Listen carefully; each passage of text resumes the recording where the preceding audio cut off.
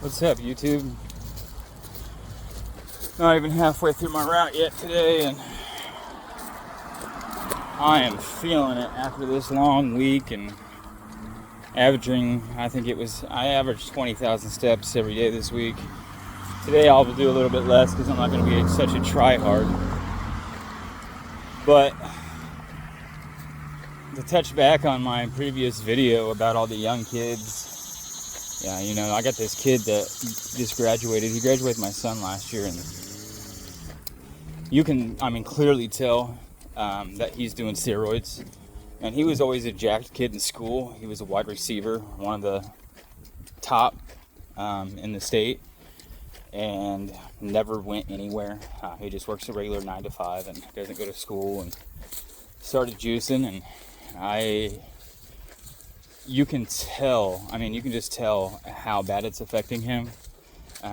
He's got more acne now than he did when him and my son were growing up. And it's not just a little bit, it's the scarring kind. Like, he's going to be scarred. But he's huge. He is absolutely freaking jacked. But at what cost? This kid was shredded in high school. He was so shredded that it was where everybody, at football practices when we went and watch, they'd all talk about him and these other kids and how just shredded they were and how jacked they were at their ages. And it made all of us older guys wish we would have worked out more in high school when our T levels were through the roof. So we could have focused on ourselves and not went down paths that we chose and whatnot. Decide out of nowhere in our 30s that we're going to start working out and become healthy, which is not a bad thing because it's, like my grandpa used to tell me, it's never too late. It is never too late to get healthy. And that's a huge motivator in my life, was my grandpa. He always said that shit. And he was a 5th degree black belt or some shit like that in karate and taekwondo throughout the 70s and 80s. And my uncle was too.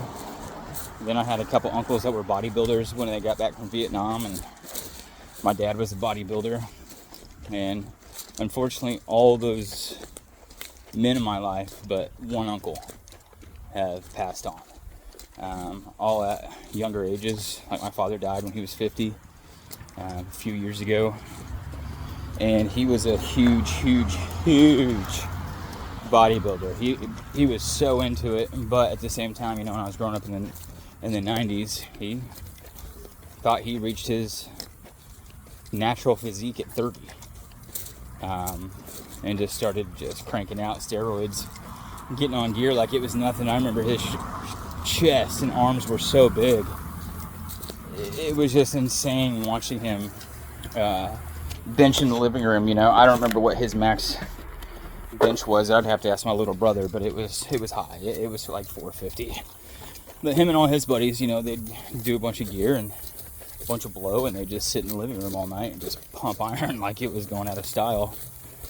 And me and my little brother would just sit there and watch them and just be like, holy shit, we want to be like these guys one day. At the time, of course, we never knew they were on steroids or doing rails of cocaine all the time. We just thought they were the biggest human beings in the world. And looking back on it, I remember conversations with my dad after I became an adult. I'd ask him about steroids, and he was all about it. He never said, yeah, you should go do it, but he also said, don't go do it either. He encouraged it, but he couldn't outright say it because he was my dad. But sometimes, I always thought about it, a cheat code, because I was always used to taking a cheat code my whole life and doing stuff, and always taking the short route. And then I quickly learned, in my early 20s, that taking the shortcut in life isn't going to get you anywhere. And if you want to succeed in life, why not take the long route to figure out how to take the shortcut instead of just taking the shortcut immediately? And again, I can't praise certain creators on YouTube enough for trying to tackle this issue on steroids and trying to reach out to the youth. I think it's very important, and I wish more guys would idolize and look up to guys like Greg Doucette. I think those guys are very important in our lives, and especially in our children's lives. And coming from the pro bodybuilding world, and those are guys you need to be looking up to. But unfortunately, you know, I asked my son, who turns 20 tomorrow, I said, hey man, you know who Greg Doucette is? And he looked at me, he's like, no. And so I showed him. He was like, oh shit, when was he a bodybuilder? In the 80s? I'm thinking, man, Greg Doucette's just 10 years older than I am. He's not that old, man. I said, well, you know who? He goes, what, Sam Sulek? So he knows all these guys. He knows Sam Sulek, he knows Togi, or Toji, however you say his name. The Hussein or Husan guy that's been lying the whole time about taking steroids. And he knew all about these guys. But when I asked him about that Quentin Pullum kid, the Canadian, he couldn't tell you who he is. I mean, not at all. I said, have you ever heard of this Canadian natural bodybuilder named Jeff Nippard? He's a science-based guy. He goes, oh yeah, I heard he was bullshit. I was like, what? I was like, no, man, he's like the real deal. And that is a lot of, I blame on like short videos of, you know, a minute long, 2 minutes long, 3 minutes long, whatever, of these dudes. Now, some of them, you know, they're very outspoken and they are open about their steroid use, but my son can't tell what the difference between a natural guy looks like and a guy that's gearing up. So I showed him between the two of like Jeff Nippard and Quentin Pullum, and then I put him beside two other guys. And I asked him if he could tell, and he couldn't at all. And I showed him what the difference was of two dudes that had been working out consistently since they were 15 years old, and two dudes that have been working out consistently for just 6 years versus 15 years. And he wanted to know how these guys got so jacked in 15 years. And I said, it's because it took them 15 years and they ate within their diet rights. They stayed in with the caloric deficit and they pumped every day. They did everything correctly like they were supposed to because they wanted to see that natural build. You know, I like to think I have really good genetics. My dad, before he started doing steroids, dude was jacked. I mean jacked. My grandpa, he was a Vietnam veteran. He was a bad son of a bitch. He was about the same height as me. He was about 5'6", and he was built like a brick shit house, man. Even, you know, the last time I saw him, I was a small kid, and he lived in a VA hospital in Illinois because he had gotten MS from complications of Agent Orange, and he lived there most of my life. And he was a very broad man. Thanks, Power Stroke. I bet he has a huge dick. But he was a very broad-shouldered man, and he, even laying in his hospital bed, he still kept them broad shoulders and stuff like that. But looking back at photos of him when I was a kid, or when he was a younger man, that my grandma would show me when they were stationed in Germany after Vietnam, he was just a very small-statured man, but was jacked. And he reminded me of Jeff Nippard and Quentin Pullum and those guys and his physique, because he had been lifting the whole time he had been in the military and even at a young age. And so I know I have good genetics, so I know I can reach that potential. I already have really wide shoulders, very broad shoulders, and a big chest already for somebody that doesn't work out. So I'm excited to see my journey and track my journey along the way and progress, because already in a month, in a few days, I have ab muscles that are visible without me flexing, quote unquote flexing or whatever, that are visible that I didn't know I had. Even you know, ab muscles that I hadn't seen since I was like 15 or 16. It is amazing what just changing your diet does, because normally with this job, as much as I walk, I burn 16 to 2,000 calories a day depending on how many miles I'm walking. Beforehand, I wasn't even eating 600 calories a day, with literally maybe 5 grams of protein. It was maybe a little bit more than that depending on what I ate for dinner, but it just consisted of gas station pizza and root beer and vanilla Coke, dude. Those were my guilty pleasures. I haven't had either one of those in over a month, and I'm jonesing, and I can freaking tell that the wonders just changing. I keep going back to the whole diet thing, but I didn't know that I would feel this good at 36 just by changing my diet. I typically always got to a point where I'm like, yeah, I'm done. Or my body would get sore from exercising, and then I was like, all right, well, I have to take off the next day because I'm so sore. My legs are wobbly from too many squats. And then I would just give up and never get back into it, and then gain a bunch of weight. I was off my route for several months. I'd say like last March to this past January, and I gained probably a solid 30 pounds. And I looked healthy. My wife appreciated it. She liked it when I was a little bit heavier, but I didn't necessarily, and it bothered the absolute shit out of me, and I didn't want to lose a bunch of weight and look super skinny like I did when I was out of high school.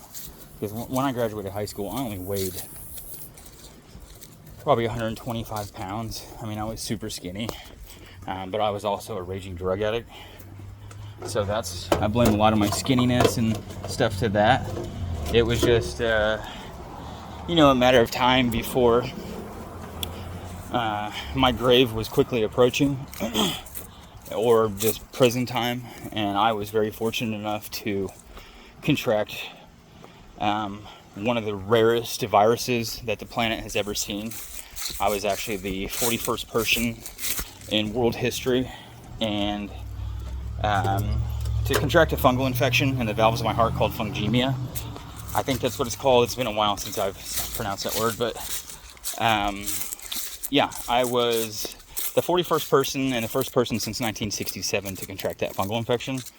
I was one of 7 in the US and one of 4 to survive it, and as of today, I'm the only surviving individual who ever contracted it, and it was mainly because of intravenous use with needles and heroin use. I got put on opiates at a very young age. I was always a daydreamer and loved to draw and play. And of course, in the 90s, they said that you have problems, your kid needs to be on Adderall. So they started pumping with Adderall in 1st grade until 8th grade. And when 8th grade came around, it was a little different because I was in a four-wheeler accident, and my doctor prescribed me 20 milligram oxys and Percocets. And the day I started taking those in the 8th grade, I never once stopped. And I learned very quickly what Xanax was in 8th grade, and I would mix them so I would know the speedball effects. Then here comes methamphetamine, and I started doing methamphetamine in about 9th grade. And I was a casual drug user for a long time, but I always maintained a high from 8th grade to literally until I ended up in the hospital. And when I ended up in the hospital, I wasn't supposed to leave the hospital. They just gave me a few hours to live. But somehow these doctors from South Africa created this potion that they had learned about in their medical journals 30 years before that. That really curbed it in about 2.5 weeks. And then I sent myself to a rehab facility, and I met some very nice men who was also struggling like myself. And now one of those dudes I still talk to, not on a daily basis, but I'd say several times a month, just to check in on them.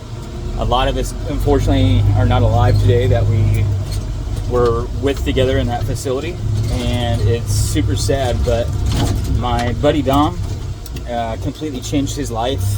He was a professional musician, and I was one day on Facebook, and he started posting photos of himself after he was asked to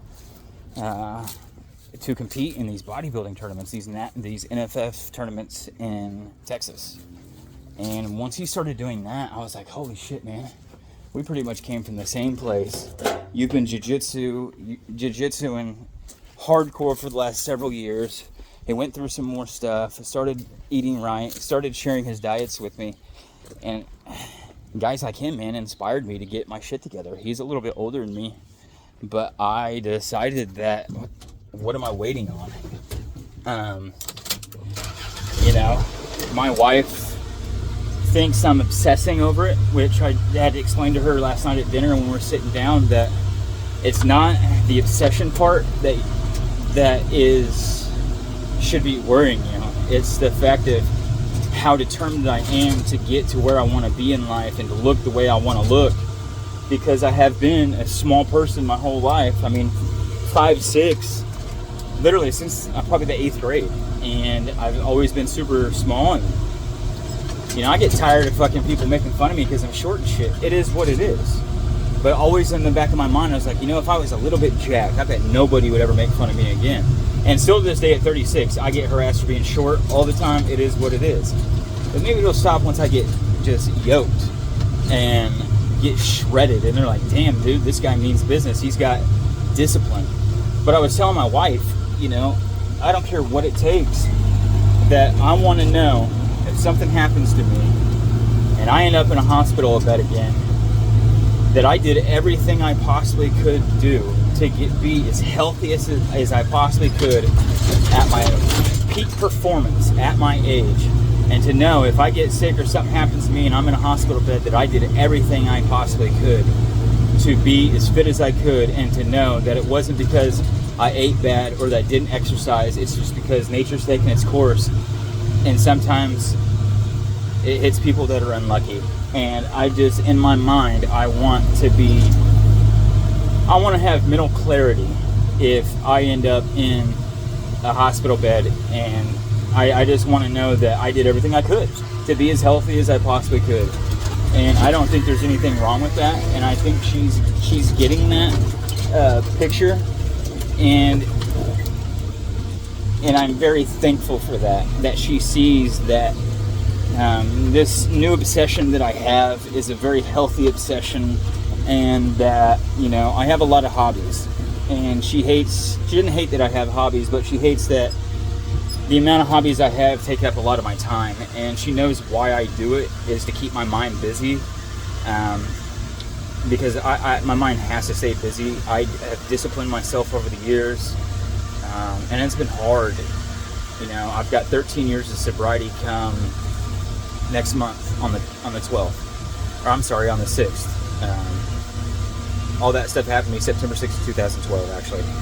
And it has been a journey, especially getting with somebody who never lived that kind of life, and somebody that's very modest, who shaped me into the man I am today and helped me realize my full potential and what I can accomplish in life. And I could never be more thankful for that woman showing me what compassion and love truly is, and how to love yourself. And she has guided me in a way that most men don't get, and I truly don't understand how, and I feel bad for those guys. But she's my biggest supporter in everything I do, and you know, she's pushing me to be the strong guy I am. She looks at my watch every single night before I go to bed, and to see how many steps I did, knowing that those are the steps normally that I take every single day. But now that she can visibly see it, she always tells me every night before I go to bed how proud she is of me, and that I'm doing a great job. And that's not common, I guess, in a lot of relationships. I got buddies who don't even congratulate their wives, you know, and their wives don't congratulate them on success. And then I often wonder why they're even with them. And most of them just tell me it's cheaper to keep her, which is a fucking weird term to live by. But, you know, I want to give a shout out to all the YouTube content influencers, whatever you want to call them, who are trying to push this agenda of staying natural and eating correctly and using science-based routines and science-based diets to fit your personal needs, so you can become the better version of yourself than you were the day before. And I can't say enough how important Greg Doucette is in this gym fitness pool of people. I think more young kids need to listen to him and stop listening to these dudes like Sam Sulek and this Toji dude who just wants to be a wild drug addict on social media, which is fucking wild. Like, you choose to be a wild drug addict. Some of us didn't choose that life. It just fucking stumbled upon us because we grew up in that environment. And we had to break that generational curse. So it's kind of weird seeing spoiled kids out there turn to that lifestyle just for clicks and views. I don't get that. And normally those kids ruin their lives, and they're just fueled by money and views and likes.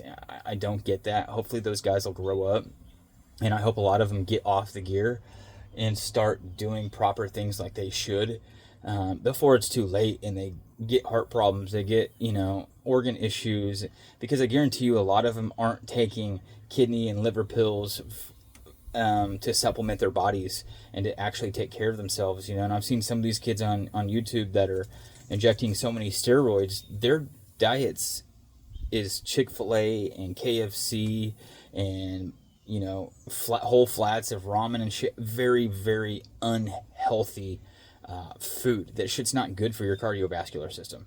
There's nothing healthy about eating at KFC, like, at all. Most of that food is all bullshit, and you can literally make that stuff at home for a fraction of the price and 10 times healthier than what you're going to get at those places. But then again, life is life, and people choose to do what they want to do, and you can't fault somebody for that. I am all about people doing what they want to do in life, but I just want people to do it in a safe way.